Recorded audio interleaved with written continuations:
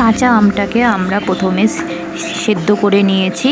আমি কুকারে প্রায় 4 থেকে 5টা সিটি দিয়ে নিয়েছি। তারপর ঠান্ডা করে আমি এখানে ফ্রিজের ঠান্ডা জল, চিনি, তারপরে তোমার একটুখানি গোলমরিচের গুঁড়ো, বিট নুন এগুলো নিয়ে নিয়েছি। এবার কাঁচা আমটাকে আমরা ভালো করে স্ম্যাশ করে নিয়ে এইভাবে দেখো আমরা কাঁচটা বানিয়ে নিয়েছি, যাতে জলে তোমার রোয়াগুলো না থাকে।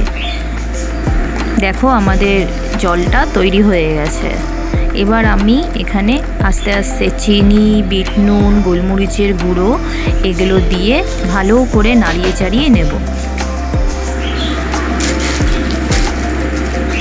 এটা খেতে খুবই সুস্বাদু এবং এই গরমে যাতে শরীরে লু না ঢোকে সেটার জন্য খুবই উপযুক্ত।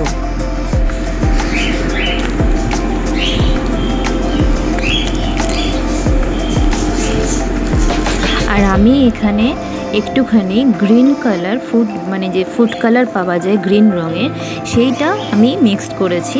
এতে শরবতটা দেখতে পুরো কাঁচা আমের মতো গ্রিন কালার হয়েছে। তো তোমরা চাইলে এটা স্কিপ করতে পারো অথবা তোমরাও ইউজ করতে পারো। আমি এটা দেখতে ভালো লাগার জন্য আমি এটা করেছি।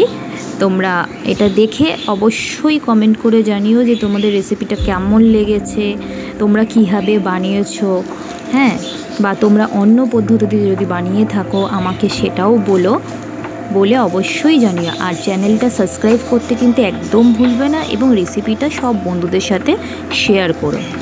সবাই ভালো থেকো, সুস্থ থেকো, গরমে নিজের খেয়াল রেখো। ধন্যবাদ।